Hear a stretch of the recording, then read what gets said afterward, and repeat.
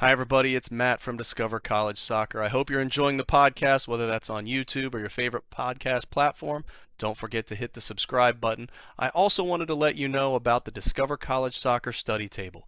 This is our brand new online portal that is complete with a 14-part online course giving you all of the ins and outs of the college soccer recruiting process. There's also a wealth of resources such as checklists, templates. There's the spreadsheets that have every soccer program in the country along with their coaches, their contact information, their social media information, some basic stats about the school, and more. Plus, there's an online community where you can ask your questions, share your wins, your losses, any questions that you may have around the college soccer recruiting process. It's all there at the Discover College Soccer study table that you can find at discovercollegesoccer.com/study table, and hopefully we will see you there. Hi, everybody. Welcome to Discover College Soccer. Today, I'm lucky enough to be joined by another Matt Johnson from Franklin Pierce up in New Hampshire. Welcome, Coach. Yeah, thank you. I appreciate you having me. We're excited to talk. Yeah, it's a nice Division II program up north. I mean, I've heard of Franklin Pierce. You know, I know they've had a lot of sustained success on both men's and women's side at the Division II level, but so I'm interested to hear more about it. Let people learn about it. As you and I were just kind of talking beforehand, it's that college showcase season, right? Hot and heavy on the recruiting trail. So specifically for you guys, what is your recruiting timeline, your calendar? Are you all totally done with 24s and halfway done with 25s? Like, what does it look like right now, end of February, with a recruiting class? Yeah, it's a great question, and the answer is a lot different now than it used to be 2-3 years ago before the transfer portal. I would say a couple years ago when the transfer portal didn't exist, you would find that most Division I programs were done probably 2 years out at least, right? Obviously, some of the bigger programs might be even more than that. And so we could, maybe focus in on some of our better players a year and a half out. And now what we're finding is it's completely different because of the transfer portal. A lot of these Division I programs are saving money and they're waiting until the portal opens in November and December. So because we want to be every year, we want to be a top Division II program. We want to compete for a national championship. The kids that we're recruiting, I would say almost all of them are being recruited by Division I schools. So it's kind of a wait and see game for us now. So, we'll get some commitments early. So for example, we've got 3 commitments already for 25. We've got a couple offers out for 25, but we do not want to spend all of our money for 25 yet. So we want to wait until that transfer portal window is done for the Division I schools. So it has been a really, really good 3 weeks for us over, so the portal for D1 goes November, December, and we just kind of wait around because a lot of the kids we're looking at are saying, well, I'm waiting to hear back from this school or that school. And so January, we start to kind of re-engage and hit it hard. And over the last 3 weeks, we have had, I want to say 61 players come to campus for official, unofficial visits. And Division II, we're very lucky. We can try players out. So almost all of those players have taken part in a 2-hour training session with the team. And in the last 2 weeks, we have gotten 7 commitments. So we have 15 commitments for 2024. We're about 95% done. My guess is we'll bring in 4 to 5 more players and we will be done. 2 more major impact players, and then probably a couple other players that provide some depth in different positions for us. So yeah, very, very hot recruiting time now. Yeah. Well, along those lines, is there a roster size that you guys are trying to hit each year? Do you have a development team, or what does that look like? Yeah, so when I first started back in 2005 coaching in college, I would say the average roster was probably 25. And what you're seeing now, I want to say the numbers that I'm hearing, I don't know where the data is coming from, but most rosters now at the NCAA Division II level are about 33 to 35. So you're starting to see that the rosters are getting bigger and bigger. It's not surprising there's a declining enrollment in higher education now. So more and more admissions offices are asking athletic departments to help out. And so so we have they're asking us, the school is asking us to have around 39 to 40 players. That we can choose whether or not we want to have two teams, a first team and a second team. Our men, for example, they have won 2 consecutive national championships. They haven't lost in 2 years. They're number 1 in the country. They have 2 teams, and they have 55 players. So they'll have about 30 on the first team and about 25 on the second team, give or take a little bit. What we're finding is on the women's side, there's not much of an appetite for 2 teams. It's just a different mindset. The men don't care as much about a first team and a second team.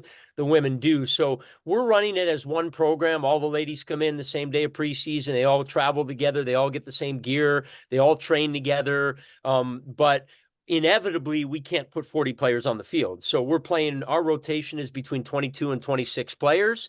And then there's maybe 12, 13 players that aren't seeing as much game time as they'd like. And what we're going to be doing moving forward is we're going to be scheduling games for those players. So there are 3 or 4 schools in our conference that have 2 teams, and we're going to schedule home and away games with those teams and probably build our roster up a little bit more. So instead of having 39 players and relying on, we have 13 players for these second games, but if you have injuries, you don't have enough. We might end up with 44, 45 players now, so that we've got enough players for kind of those second team games, even though we're not going to designate it a second team. Sure. No, it makes sense.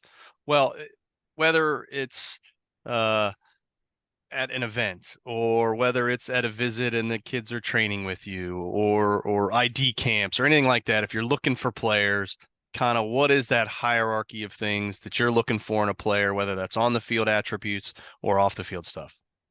Yeah, I feel this is the core of what we do.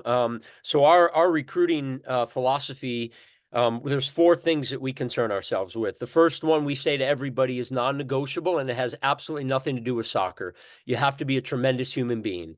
So high character, low maintenance, somebody's going to come in and fit in well with our culture. So we say often it's not about finding the best talent. It's about finding the best fit for Franklin Pierce women's soccer. So that is by far the most important thing. We'll call club coaches, we'll call high school coaches.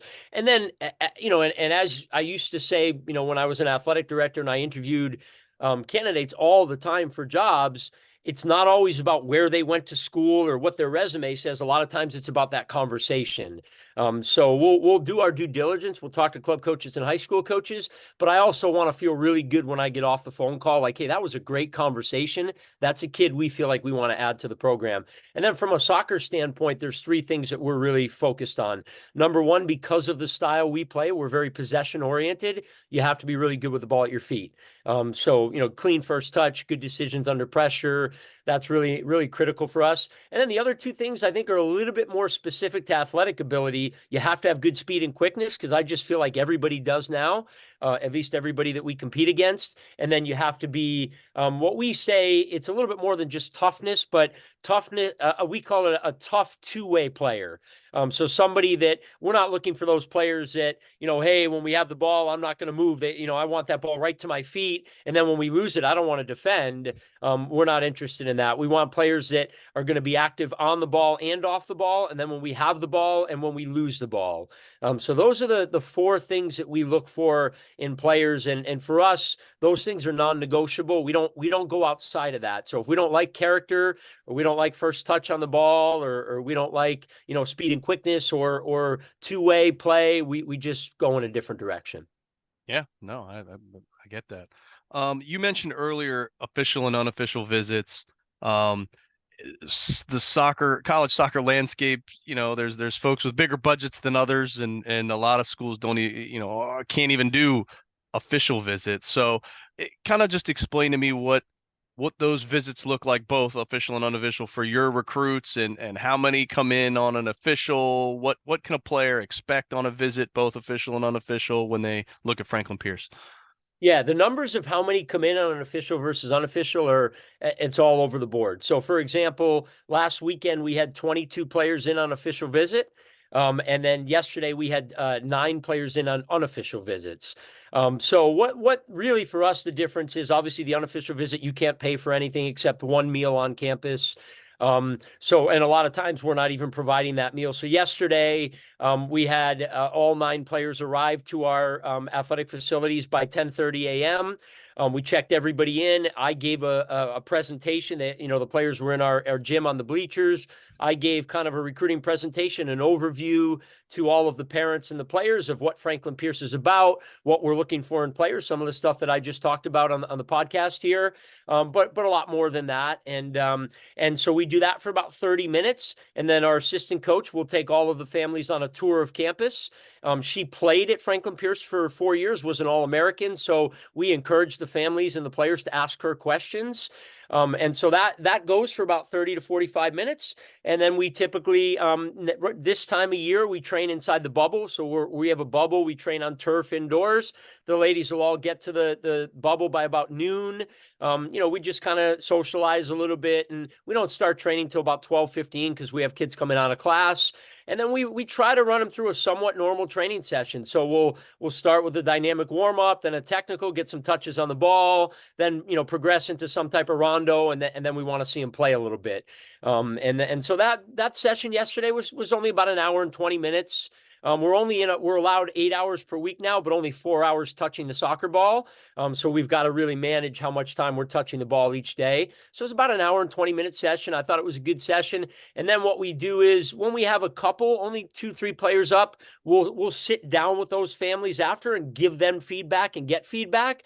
But when we have a large group of people like yesterday, we'll set up Zoom calls within 24 to 48 hours and chat with the families just so people aren't waiting for 2 hours. So that would be an unofficial visit. They're in at 10:30. They're out at 2:15. And then the official visit, which we had last weekend, the ladies would arrive on a Friday night at about 5 o'clock.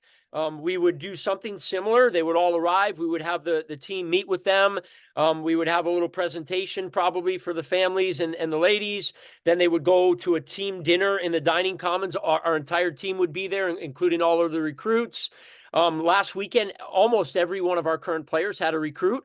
So that made it pretty easy. And then they do a team building event. So we book out a room, and at 7 o'clock, they do some type of fun team building event. I know the first week they did they were telling me they had a blast. They did a lot of singing and dancing and obviously introducing the players and the recruits. Usually lights out pretty early because we train at 7 a.m. the next morning.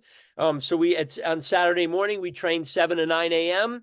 And then we do a tour of campus for all the families after that. And then we do stick around on a weekend. We will stick around and say, hey, if anybody wants to meet with us in person, we're happy to do that. If you want to set up a Zoom call, if you're in a hurry, you're coming from a distance, not a problem. And actually on weekends, a lot of families want to stay and meet in person. And usually we're providing meals for those players on Saturday night for dinner, on Sunday morning for breakfast. But how do we keep our costs down? We don't pay for any flights. Or any transportation getting in, unless that transportation is pretty light in terms of cost. But then we cover everything else. So we cover the meals when they're on campus. They obviously stay in the dorms with our current players. And if they're coming from a distance, they pay for their own flight. We pick them up at the airport and we drive them back to the airport. So we can kind of minimize costs by doing that. Most of our costs are just meals when they get to campus, and we're not paying for the cost of dorms. Yeah, we've had a ton of success. I would say almost 100% of our U.S. players have done an official or unofficial visit. Okay, awesome. Well, let's shift gears, talk a little bit more about the school. I'm sure there's folks who, some folks out there may not have heard of Franklin Pierce. So you've been there a few years now. Obviously, I think you played against them when you were a player yourself. So what have you found are some awesome things about the school? Maybe some things we wouldn't even know just by going through the website. Yeah, I played against him in college, and then I coached against him for 16 years at my other school. So, it was not fun when I played against him, and it was not fun when I coached against him. So, Pierce has always been a very, very difficult place to go on the road and play. And so we embraced that. When we came to Pierce, one of the first things we said was, as a player and as an opposing coach, we hated coming to this place. It's kind of off the beaten path a little bit. It's got a lot of history, a lot of tradition. There's 5 national championship banners hanging up there. Now we have windscreen around the entire kind of stadium showing all of the accomplishments of the men's and women's team. It's pretty overwhelming when you come in as an opposing team or fan. So we really embrace that, and we want to kind of tackle that head on and use that to our advantage. Some of the things that I love about the school, the campus is absolutely beautiful. It's like a postcard. You stand in the middle of campus, you look down, you're looking into a lake, and you look into the background, it looks like the campus is built into a mountain. The older I get, the more I kind of embrace that outdoorsy, almost serene, quiet lifestyle. So I think that I enjoy every day coming to campus and just kind of maybe taking a walk on campus. It's a very family-friendly environment. I bring my dog. I have a puppy. Bring my puppy to work every day. The dog goes in the training room. It's like a therapy dog for all the athletes, and there's probably about 4 or 5 other dogs in there, staff members' dogs. So, our staff is fantastic, from the president to the vice presidents to the athletic director, all the way on down. Just a very supporting family environment. So that part I absolutely love. And then the big thing for us is they want to win in soccer at Franklin Pierce, and that's very rare at a small Division II school. Actually, it's very rare at a school in the U.S. Usually it's football, it's basketball, maybe it's ice hockey, lacrosse, baseball. At Pierce, soccer is a very important sport. As you can see, we have 5 national championships. The men have 3. So we have 8 national championships between the 2 programs. The expectation is that we're going to compete, and we're going to compete for national championships every year. And I love that. And, I think some people, and I've had people in the industry say to me, like, well, aren't you nervous? You're going to a program where if you don't win, you don't have a job. And I said, no, because I'll bet on myself. I know that I'll work hard, and we believe in ourselves, but I'd much rather be at a school like this that cares about soccer and that invests in the program, where we have a chance to win every year, than a school that just doesn't care about soccer and you're an afterthought and you're not gonna compete at a high level every year. So those are the things that I really like about Pierce. It's not for everybody, right? So, we're very, very upfront with everybody. There's 2 things that I tell everybody on a phone call and a recruiting visit. Number 1, if you're a city girl, you're not going to want to come here, right? We're not in the city. So we're not trying to trick anybody. We don't want to trick anybody into thinking like, hey, we're something that we're not. And the other thing is, we're very upfront about our roster size. We don't want people to come in and, I say when I look at mom and dad, when they come on these visits, I say, you know what? I'm a pretty good guy. I'm a family man. I've got a wife and 3 kids. I care about what people think. I don't want 20 families walking by me, looking at me like they want to kill me next year because I'm not putting their child on the field. So I want to be really upfront with everybody that we're going to have 44 players on the roster. We're only going to play between 22 and 26 players. There's going to be a lot of players that don't get on the field. And then when we assess the players, again, we're very upfront. We view you right now, assuming you come in very fit and you have a great attitude and whatnot, we view you as being in that top 26. Or we view you right now as being in that player 27 to 44. It doesn't mean it can't change either way based on hard work and whatnot. But right now we don't feel you're ready to get on the field and help us. And it might take a year, it might take 2 years. And if you want to play right away and impact the game right away, you should not come to Franklin Pierce.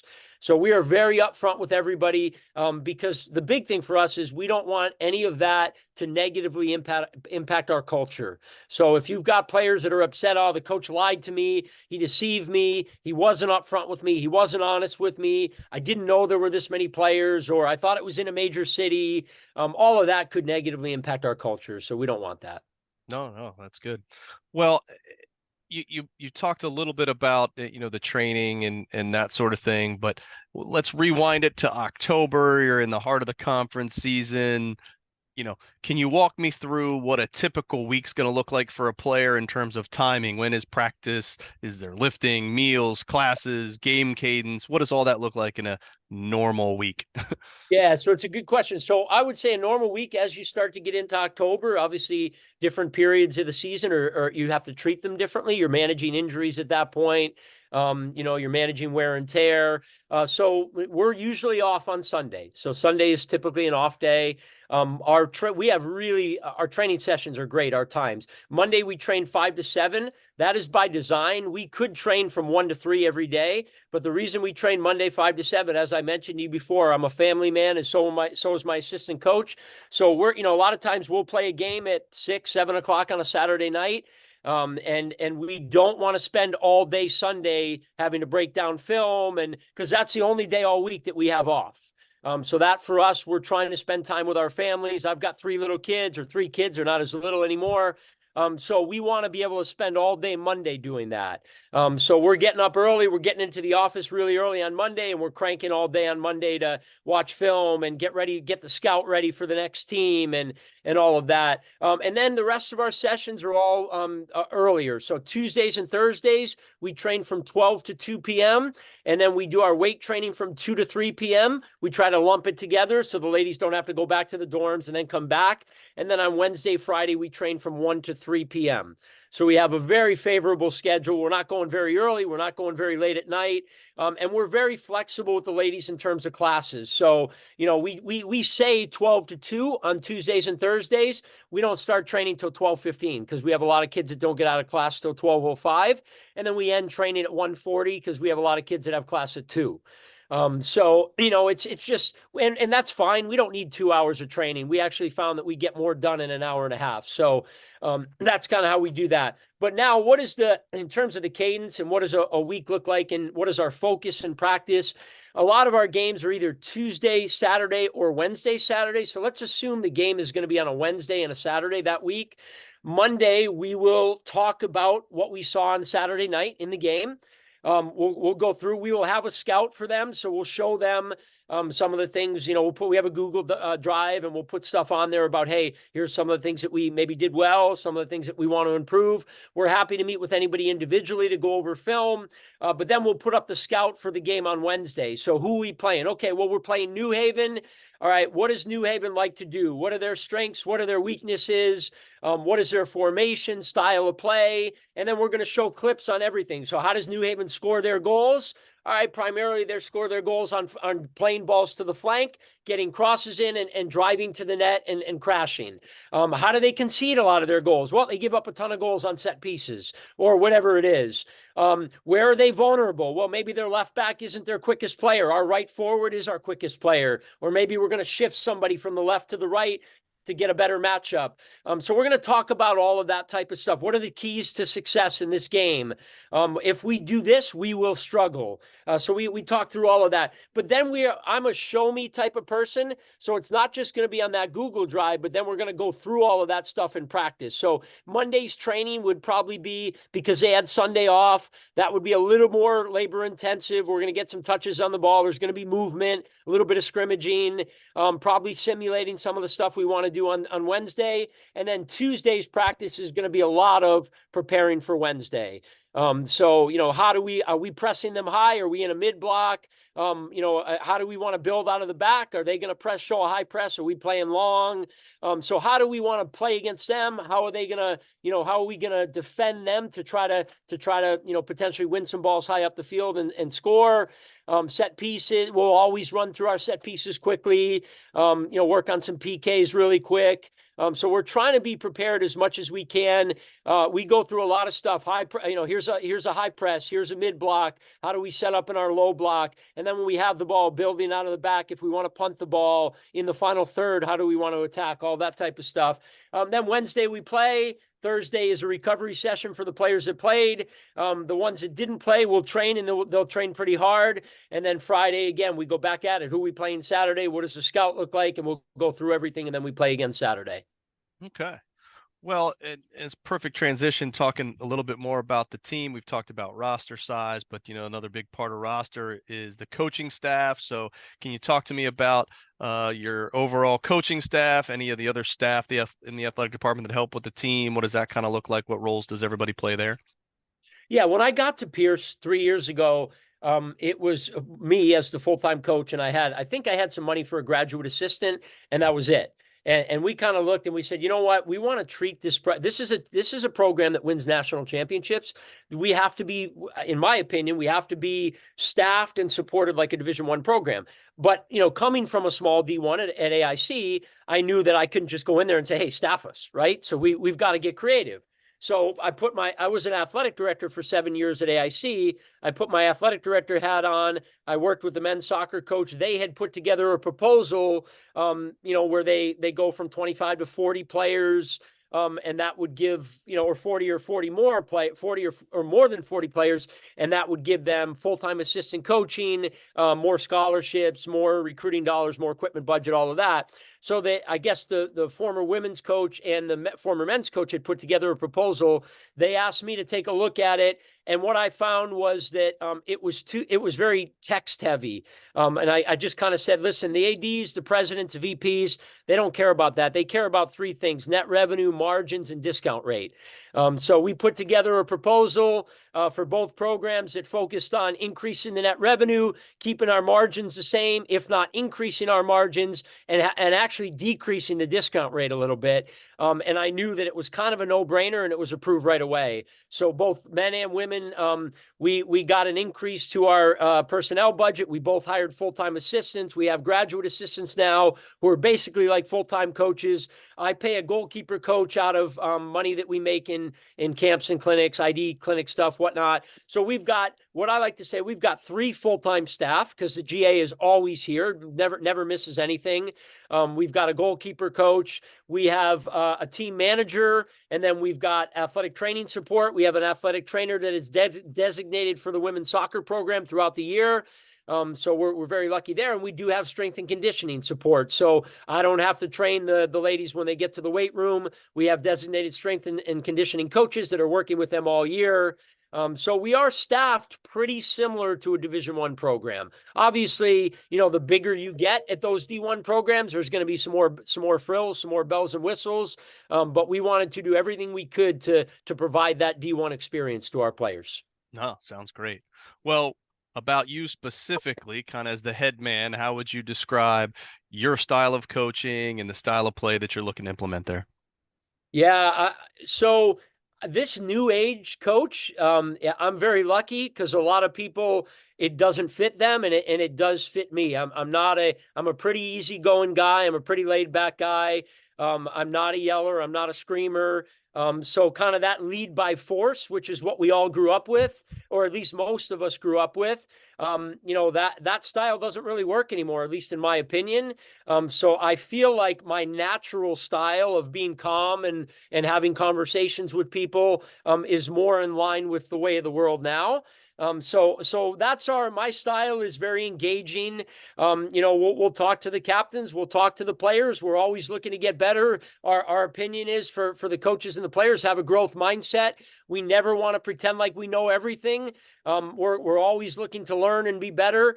So I'll give you an example. Last year, I had a player come to me and say, "Hey, coach, one of my friends plays at a Division I school, and what they decided to do was play all of their spring games on a Friday night, so they could have their Saturdays and Sundays off in the off season. Would you consider that?" And I said, you know what? I think that's a fantastic idea. So what do we do this spring? We have all of our training sessions are Monday through Thursday. We play all of our games on Friday nights. We have one game on a Tuesday night, but the ladies have every Saturday and Sunday off of the entire winter and the entire spring. And then to take that even a step further, when we were recruiting, I told you we had 60 players up over the last couple weekends. In the past, what we would do was we would have like 3 or 4 players every weekend.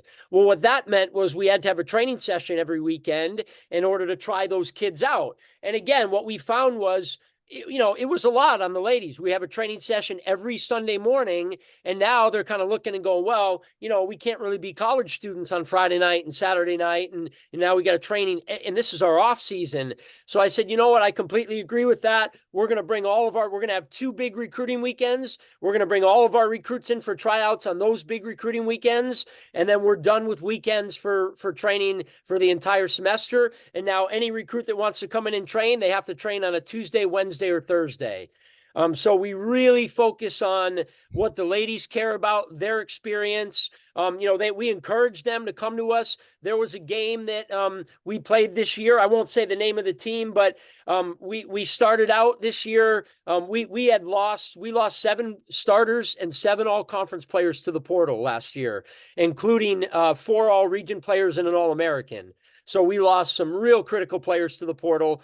Probably our best overall player tore her ACL. And then we had 2 really important goal-scoring recruits that were supposed to come in that we heard from a week before preseason couldn't come. One concussions, the other one mom, I think, was dealing with some illness issues with a family member at home, so stayed home. So we kind of got decimated with some things.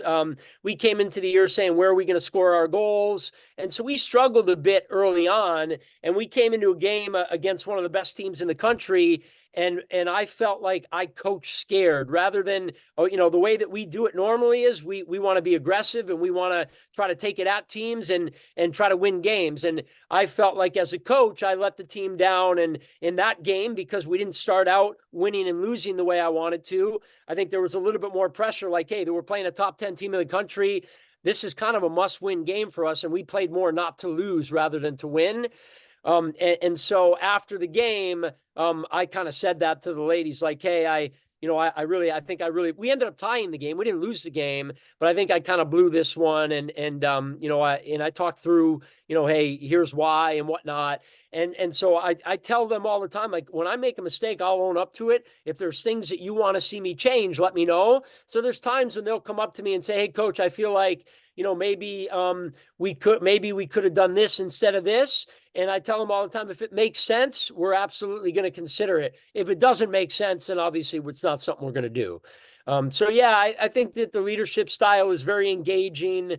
I think we have a great relationship with the players. I would hope that if you asked any of the players if they enjoyed playing at Franklin Pierce, they would say that they did enjoy it, because we're not micromanaging anything. We let them be college students. We don't have a lot of rules and regulations. We treat them really well.